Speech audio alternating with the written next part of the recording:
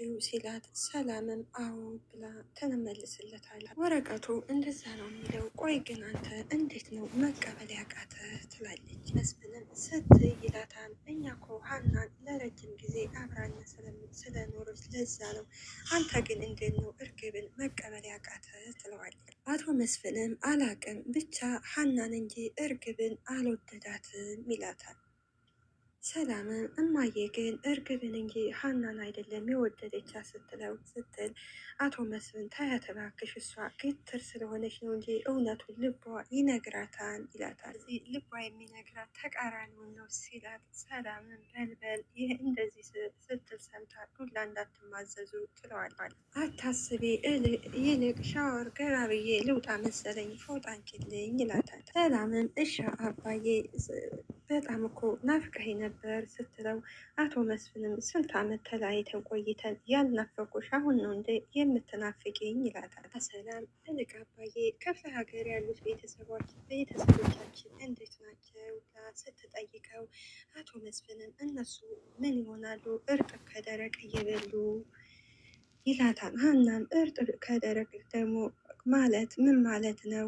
ያው እሸቱንና ደግሞ የበሰለውን እየበሉ ብሎ ይመልስላታል። እንግዲህ ጀግኒት ሀና እንግዲህ ወደ ዶክተሩ ትሄዳለች። ዶክተሩ ሊወጣ ነበር እና ሀና እንዴት ነህ ሲላት ሀናም እግዚአብሔር ይመስገን እንዴት ነህ ዶክተር ትለዋለች። ሰላም ነሽ ወይ ተዘጋጃችው ነው ያላት። አባትሽ እንዴት ነው ተሻለ ወይ ማለት ሲገባው እሱ ግን ስግብግብ ዶክተር ስለሆነ እንዴት ነው ገንዘቡን አዘጋጀሽ ወይ ተዘጋጃችሁ ወይ ብሎ ይጠይቃታል። ሀናም ለምኑ ብላ ትጠይቀዋለች። ለመውጣቱ ነው ብሎ ይመልስላታል። ሀናም ስለሱ እኮ እኔ ላናግርህ ነው የመጣሁት። ዶክተሩም እንግዲህ ሀና ትናንትና እኮ ተነጋግረን የጨረስን መሰለኝ ይላል። ሀናም እንግዲህ እንባዋ እየተናነቃት ወይ ዶክተር ግን አባዬ እንደዛ ብሎ እያየኸው ይዘሽው ውጪ የምትለኝ ለምንድን ነው ብላ ተጠይቀዋል። ዶክተሩም እንግዲህ በማፌዝ እንዴ ታዲያ እኔ ምን ማድረግ ነበረብኝ ይላል። ትንሽ እንኳን የሰራው ወንጀል ሊጸጸት አልቻለም።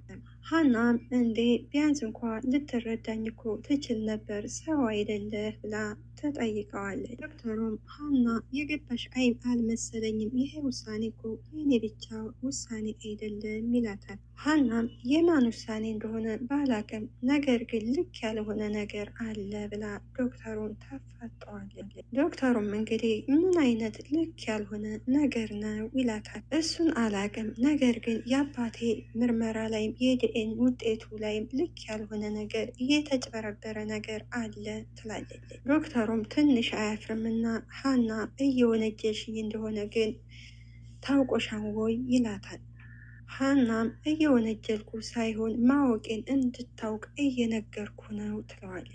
ዶክተሩም ምንም አይነት እውቀት ያለ መረጃ የለውም ይላታል። ይህንን ደግሞ ላንቺ አልነግርሽም ታውቂያለሽ ይላታል። ሀናም ከመረጃ በላይ እኮ ህሊና የሚባል ነገር አለ ዶክተር ግን እኔ ጋር እየሆነ እያወቅ አድርገኸው ከሆነ እንቅልፍ ታጣበታለህ ትለዋለች። ይህ እኮ የግል ሆስፒታል ነው ለግል ነው የተቋቋመው ይላታል። ወይዘሮ ሜላት የጨከነችብሽን ሆስፒታሉ ያዝንልኛም ብለሽ ከሆነ ተሳስተሻን ይላታል። ሀናም በቁጣ እኔ የማንንም እርዳታ የምጠይቅ ልጅ አይደለሁም ትለዋለች። ወይዘሮ ሜላትንም አምኛቸው እንጂ እርዳታቸውን ፈልጌ አይደለም ብለዋል።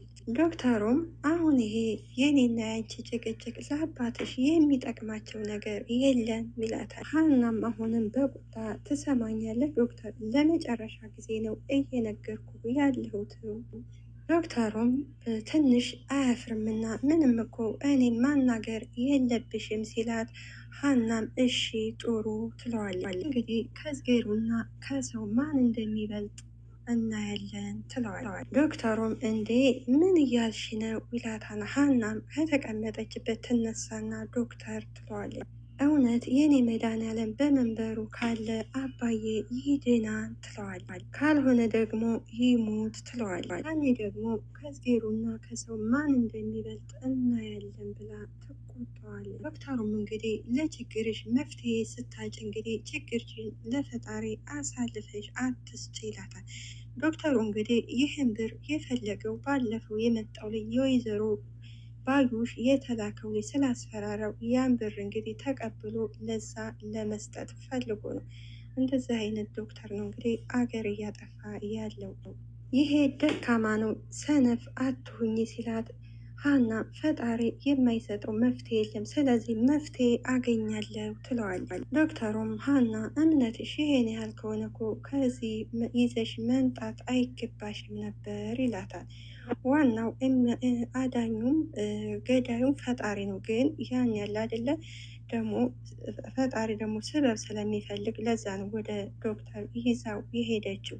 ዶክተሩ ግን ዝም ብሎ የሆነ ነገር ነው። ሀናም በእምነቴ ተዘባበትበት፣ ነገር ግን እኔ ከሰው ፈት አደረግኳት ስትለው አቶ መስፍንም ሕክምናው ላታስጨርሽ ነገር ለምን አስጀመርሽ ይላታል። ወይዘሮ ሜላትም እከፍልልሻለሁ ካልኳት ገንዘብ በላይ ከፍዬላታለሁ ትላለች። ከዚህ በላይ ምን ላርጋት ስትል አቶ መስፍን እከፍልልሻለሁ ብቻ ሳይሆን በድርጅቷ ስም እንደምታሳክሚላት ነው ቃል የገባሽላት ይላታል። ወይዘሮ ሜላትስ እና ቢሆንስ ስትል አቶ መስፍን እናማ የገባሽላትን ቃል መፈጸም አለብሽ ይላታል። አቶ መስፍንም እንግዲህ ሜላት ምን እያደረግሽ ነው? እየተጫወሽ እኮ ያለሽው በሰው ነፍስ ነው ሲላት፣ ወይዘሮ ሜላት ከስህተቷ እንደመማር ጮኻበት ጥላው ትሄዳለች። ሰላም እንግዲህ ማለት ሀና ምላሴንና ሰላምን ስታያቸው እንዴት መጣችው ይሏታል። ሀናም ሰላምም ሀናዬ እንዴት ነሽ ብላ ሰላም ትላታለች። ምላሴም እንደዛው ነይ እስኪ ቁጭ በይ ይሏታል። እንዴት ሆንሽ ሲሏት የአባቷን ነገር ትነግራቸዋለች። እነሱም በእናታቸው ነገር በጣም ያዝኑና አይዞሽ በቃ አታልቅሺ ይሏታል። እናም እያለቀሰኝ አባቴ አንድ ነገር ቢሆን ግን እኔ እንዴት ነው የምሆነው ስትል ሰላምና ምላሴ አይዞሽ በቃ አንድ የሆነ መፍትሄ አይጠፋም ይሏታል። ሰላምዬም እንግዲህ ምላሴ አንተ አረጋጋት በቃ ይህን ስልክ መመለስ አለብኝ ብላ ወደ ውጭ ትወጣለች። እንግዲህ ተምቹ እንግዲህ ባረገው ነገር ተጸጽቷል። ልጁ ቢደውልለት ዝግ ነው። እንደ አጋጣሚ እንግዲህ አሴር ይመጣል። ምን ሆነ ነው ሲለው ምን አገባ ምን ሆኛለሁ ይለዋል። ከዛ በኋላ እንግዲህ በቃ ተነስ አሁን በባዶ ታጭሳለህ እንደዚህ ምን አገባ ይልና ተምቹ እንግዲህ አሴርን ይገፈትረዋል። እኔ ይቅር የማይባል ራሱ ኃጢአት ሰርቻለሁ ይልና ገፍትሮ ጥሎት ይሄዳል። አቶ መስፍን እንግዲህ ወደ ሆስፒታል ሄዱ። ሰላምም አባዬ ምን ሆነ ነው አስደነገጥከኝ ስትለው እንዴ ምን ያስደነግጣን ሲላት እንዴ ድንገት እኮ መተን ሆስፒታል ትለዋለች። አቶ መስፍንም አንቺ ደግሞ እንደ ልጅ አስቢ እንጂ ይላታል። ሰላምም እየሳቀች ይልቅ ለምንድን ነው የመጣኸው ትለዋለች። ሀናን ፈልጌ ነው ሲላት፣ ሰላምም እንግዲህ ሀናን ፈልጌ ነው ማለት እንዴ ሀናን አታውቂያትም ይላታል። ሰላምም ወይ አባዬ ለምን ልቤን ትሰቅለዋለህ? በቀጥታ ለምን አትነግረኝም ትለዋለች። ሰላምዬ እናትሽ የሰራችውን ስህተት እኔ ማረም እፈልጋለሁ ይላታል። ሰላምም በድንጋጤ ማለት አባዬ ትለዋል። ከዛሬ ነገሩን ሁሉ እያወቅ ዝም ያልኩት የገንዘብ ችግር ኑሮብኝ ወይም ስስታም ሁኜ አይደለም ይላታል። ከዛ አቶ መስፍን ከእንግዲህ በኋላ ሜላት ለልጆቿ ግፍ እንድታስቀምጥ ስለማትፈልግ የሀናን ወጭ ሙሉ ወጭ ሸፍኜ እኔ ያሳክምላታለሁ ሲላት፣ ሀና በደስታ አባቷን እቅፍ ታረግና አባዬ አመሰግናለሁ ትለዋለች። አሁን ሀና የት ናት ይላታል።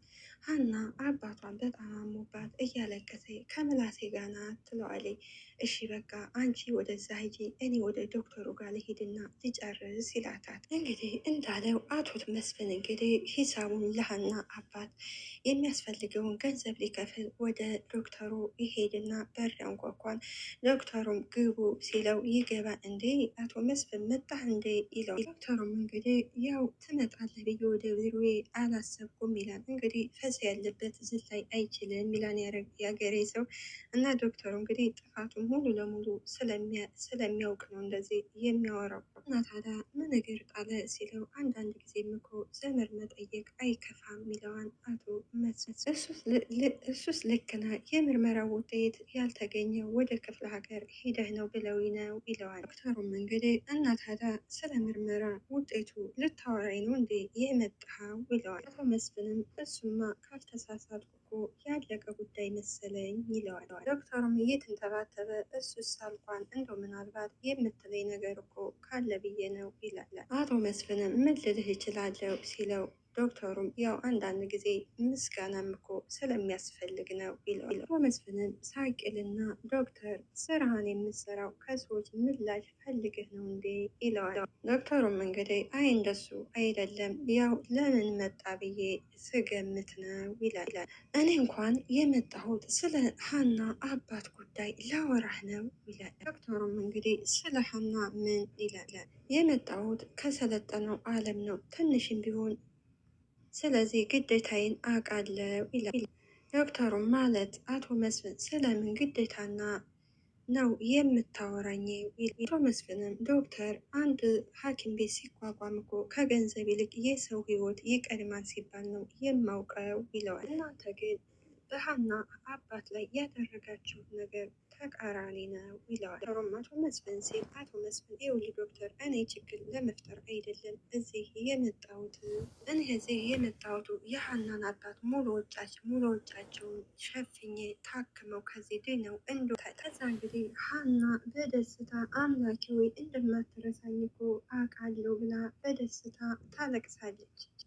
በስተ መጨረሻ እንግዲህ ይህ ሀና አባት ይነቃል። ሲነቃ እንግዲህ አሲርና እንግዲህ ሀና ተኝተዋል። ከዛ ሀና እያለ አሲር እያለ ሲቀሰቅሳቸው አሲር ብትት ሲል የሀና አባት እንግዲህ አባባ ኖላዊ ነቅቷል።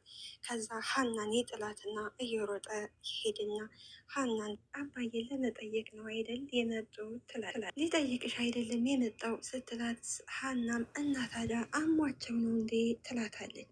ሰላም አሞትም አይደለ ትላለች። ከዛ በኋላ ምላሴ ቆይ እንደውም እራሴ ስለዚህ ግዴታዬን አውቃለሁ ይላል። ዶክተሩም ማለት አቶ መስፍን ስለምን ግዴታና ነው የምታወራኝ? አቶ መስፍንም ዶክተር አንድ ሐኪም ቤት ሲቋቋም እኮ ከገንዘብ ይልቅ የሰው ሕይወት ይቀድማል ሲባል ነው የማውቀው ይለዋል። እናንተ ግን በሀና አባት ላይ ያደረጋችሁት ነገር ተቃራኒ ነው ይለዋል። ዶክተሩም አቶ መስፍን ሲል አቶ መስፍን ይኸውልህ ዶክተር እኔ ችግር ለመፍጠር አይደለም እዚህ የመጣሁት የሀናን አባት ሙሉ ወጫቸውን ሸፍኜ ታክመው ከዚህ ድነው እንደወጡ ነው የምፈልገው ይለዋል። ዶክተሩም እንግዲህ ማንም ስለሚያሽከረክረው ግን እኮ ወይዘሮ ሜላት ይሄን የምትፈልግ አይመስለኝም ይላል። ይኸውልህ እኔ ደግሞ መስፍን ነኝ እሷ ደግሞ ሜላት ናት ይለዋል። ባልና ሚስት አንድ አምሳል ናቸው ቢባሉ ነገር ግን ባልና ሚስት የተለያየ ሀሳብ አላቸው ይለዋል። አያችሁ ከዚህ ላይ ሀና እንግዲህ በጣም ተጨንቃ ነበር፣ አልቅሳ ነበር እና ሰው ሲጥላችሁ ደግሞ ፈጣሪ ስለማይ